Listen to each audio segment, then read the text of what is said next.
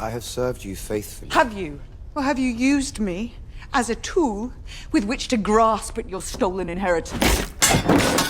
We see Daemon and Rhaenyra argue in episode 2, and it seems she's very set in what she's saying, even though he's trying all of his tricks to sway her. After they part, moving on from 2, how much of a threat do you think she thinks he is to her power, to her ascendancy to the throne? Do you accept me as your queen and ruler?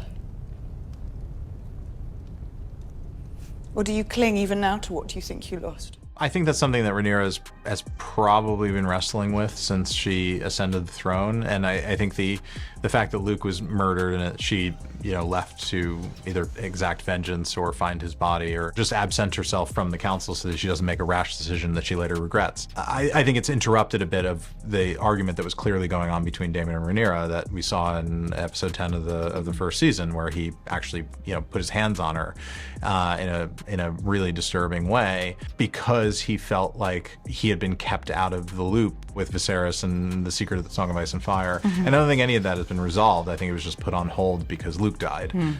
So when Rhaenyra comes back and then Daemon reacts, it opens up all of these kind of papered over wounds and it forces them into a real analysis of their marriage. And that scene was just so tremendously, performed by them. I'm curious how it lands with our very passionate audience. I was gonna say they'll let you know. You'll find out. I know.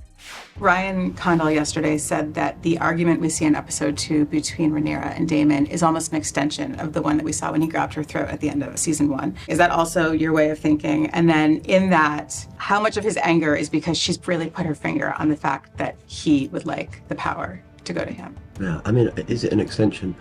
Maybe. I mean, I've never thought of it that way. I sort of liked it because it was a moment in a show like this where it can feel domestic, which is really hard to do. And actually sometimes when something in a show like this feels domestic, that's when you're allowed to sort of somehow glimpse a slightly truer version of these people. Do you know what I mean by that? Because you can sort of behave a bit as opposed to You're not playing the period. Yes, or even the lines. You know what I mean? You're sort of just in a domestic situation, and we were really keen that it just felt like we kept going, can we just have just an argument? Like we're arguing about the washing up. You know what I mean? But it's actually a much grander sort of thing. And what's the second part of the question? Oh, just she really zeroes in on that's right? And oh god, yeah, and she nails him, doesn't she? And I think you used my words as an excuse to take your own revenge. To indulge the darkness you keep sheathed within you like a blade. I remember on the day, and Emma's just so beady as well.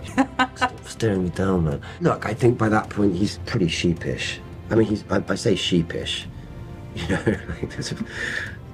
Whatever that looks like for Daemon. Yeah, well, but there's still there's a dead child. Yeah. You struck down a child. It was a mistake. You know what I mean? It's like there's a dead child, and he's like, well, sorry, I made a mistake. No, but that's the thing. Children, sorry. And so I think he's feeling pretty exposed at that point, and he's reacts in a Daemon-esque way to that.